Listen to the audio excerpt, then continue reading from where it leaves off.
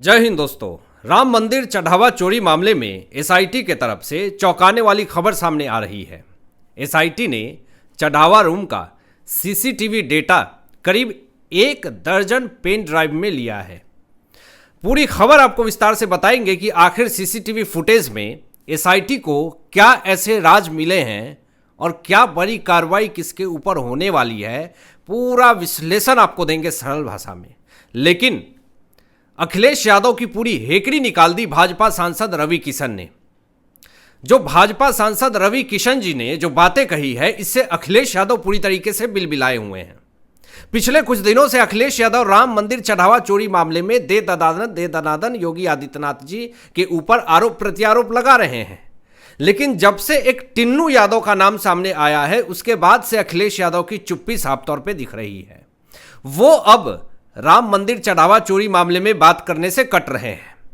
लेकिन आपको बता दें यहां पे कि जो भाजपा सांसद रवि किशन जी ने जो समाजवादी पार्टी के तरफ से बीजेपी को आरोप प्रत्यारोप लगा रही है और जिस तरीके से उनके छवि को खराब करने की कोशिश कर रही है, इस पर भाजपा सांसद रवि किशन जी ने साफ तौर पे यह कहा कि जिसने भी पाप किया है उसे कड़ी से कड़ी सजा मिलेगी। बीजेपी उसे छोड़ने वाली नहीं है, क्योंकि उत्तर प्रदेश में योगी आदित्यनाथ जी की सरकार है। ऐसे लोगों ने अगर कुकर्म किया है, पाप किया है, घसीटते हुए जेल के सलाखों के पीछे डालेंगे। रवि किशन जी ने साफ तौर पे यह कहा कि देखिए, योगी जी और नरेंद्र मोदी की सरकार छोड़ने वाली नहीं है ऐसे लोगों को। आगे एक और बड़ी स्टेटमेंट दिया है भाजपा सांसद रवि किशन जी ने।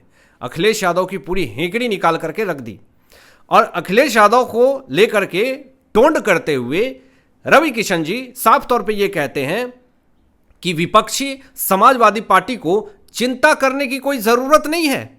जो ये ढिंढोरा पीट रहे हैं कि ये हो गया वो हो गया, तमाशा जो कर रहे हैं, ये समाजवादी पार्टी अपनी पार्टी बचाएं।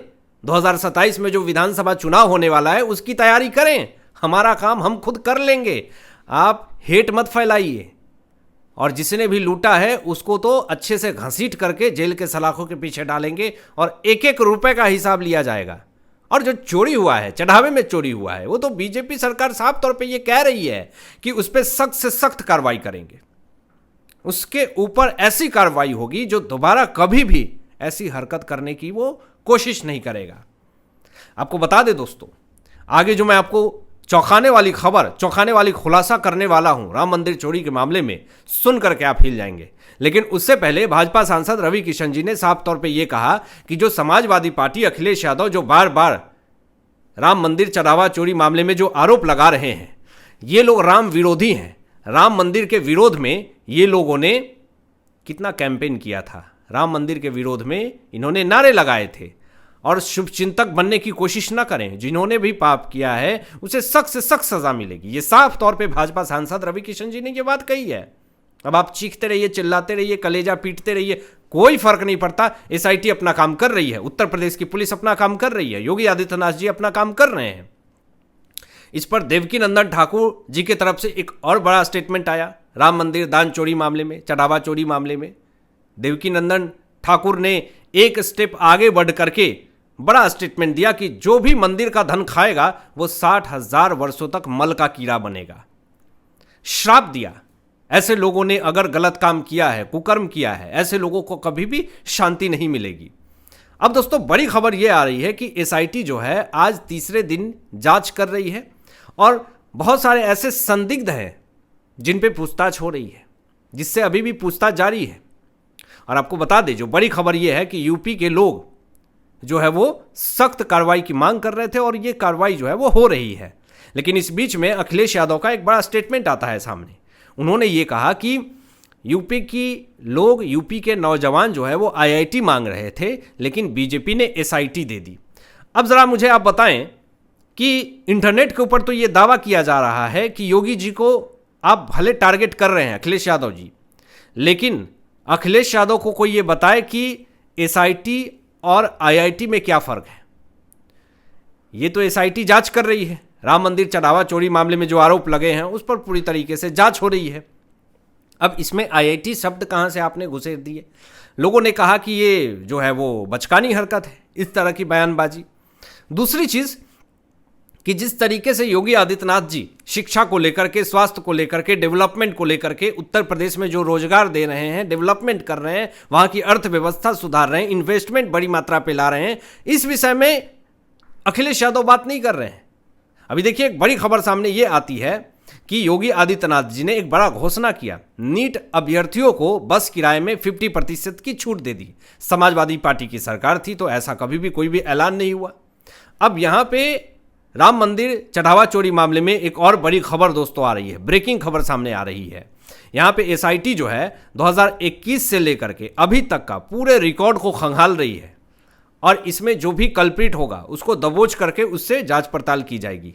बड़ी खबर यह भी है कि 9 कर्मचारी जिनके 14 से 15 हज़ार तक की वेतन है, उनके पास महंगे फ़ोन, घर और गाड़ी सब खरीदी इन्होंने, और एसआईटी जो है वो बैंक से इनके रिकॉर्ड जो है वो पूरा निकाल रही है, उसका अकाउंट डिटेल्स ले रही है, शक हो रहा है तो अकाउंट फ्रीज करवा रही है और पूरा अकाउंट स्टेटमेंट लेकर के ट्रांजैक्शन देख रही है कि आखिर कितने बड़े लेवल पे ट्रांजैक्शन हुई है, पैसे कहां से आए हैं, ये सब खुलासे हो रहे हैं। आपको बता दें, जो बड़ी खबर ये है कि एसआईटी ने 2 दिन में 19 घंटे मंदिर में जांच करी और एसआईटी की टीम जो है वो जांच में ये भी जो है वो खुलासा करी है कि दान पात्र से जितने भी पैसे निकाले गए हैं या निकाले जाते हैं, उसकी गड्डी बनाने और गिनने की पूरी व्यवस्था का जायजा लिया जा रहा है कि आखिर इसमें और कौन कौन लोग इन्वॉल्वमेंट है। मुख्य संदिग्ध जो है इसमें दोस्तों, जिसका नाम राम शंकर उर्फ टिन्नू यादव है, जिसके ऊपर आरोप लगा हुआ है कि 50 करोड़ रुपए की संपत्ति है इसके पास। ये पहले ऑटो चलाता था और जब से ये राम मंदिर में काम करा इसने, उसके बाद इसके पास पैसों की भरमार आ गई। कहां से आई पैसे? आरोप प्रत्यारोप का खेल चल रहा है, लेकिन इस पर कुछ भी नहीं बोले जा रहे विपक्ष की तरफ से। आपको ये भी बता दें, जो बड़ी खबर सामने ये आई है कि एसआईटी के तरफ से चढ़ावे रूम का सीसीटीवी फुटेज, सीसीटीवी डेटा करीब 1 दर्जन पेन ड्राइव में लिया गया है और उसकी जांच पड़ताल की जा रही है और इसमें जो भी आरोपी होगा उसको जल्द से जल्द दबोच करके पैसे को रिकवर किया जाएगा। पूर्व कर्मचारी का डेटा भी मिला करके पूछताछ की जा रही है। इसी के बाद एक और बड़ी खबर सामने आती है जिससे कि उत्तर प्रदेश में हड़कंप मच गया है। योगी आदित्यनाथ जी के ऊपर निशाना साधा अभी मुक्तेश्वरानंद सरस्वती ने, शंकराचार्य ने जो बातें कही है वो बड़ा ही कंट्रोवर्शियल है और इस बयान पे अभी मुक्तेश्वरानंद सरस्वती को गिरफ्तार करने की मांग उठ रही है कि आखिर अभी मुक्तेश्वरानंद सरस्वती उत्तर प्रदेश के मुख्यमंत्री योगी आदित्यनाथ जी के लिए ऐसा स्टेटमेंट कैसे दे सकते हैं। पहले स्टेटमेंट आपको बताता हूं कि अभी मुक्तेश्वरानंद सरस्वती ने एक स्टेटमेंट दिया कि उत्तर प्रदेश का सीएम यानी योगी आदित्यनाथ जी मांस का व्यापार करता है। शैली जरा देखिए, मांस का व्यापार करता है। आप किस बेसिस पे, किस सबूत पे, किस आधार पे ये बयान दे सकते हैं कि उत्तर प्रदेश के मुख्यमंत्री मांस का व्यापार करते हैं? इसके लिए आपको सबूत पेश करने होंगे। लेकिन यहां पर अभी मुक्तेश्वरानंद सरस्वती ने किस प्रतिशोध से इन्होंने ये बयान दिया कि यूपी का सीएम जो है वो मांस का व्यापार करता है, वो संत नहीं है, वो एक मुख्यमंत्री है। यहां पे आरोप लगाए और आरोप लगा करके खुद फंस गए अभी मुक्तेश्वरानंद सरस्वती। इंटरनेट के ऊपर इनके ऊपर कार्रवाई की मांग उठने लगी कि एक सिटिंग सीएम के लिए इस तरीके का शब्द का प्रयोग कैसे कर सकते हैं, वो भी बिना सबूत के। आपके पास सबूत नहीं है, आपके पास कोई आधार नहीं है, आप किस राजनीति पार्टी के समर्थन में इस तरह का बयान दे रहे हैं, किसके कहने पे दे रहे हैं? चुनावी माहौल नजदीक आ रहे हैं, इसलिए इस तरह की आपकी शैली हो गई है। इसका खामियाजा आपको भुगतना पड़ेगा।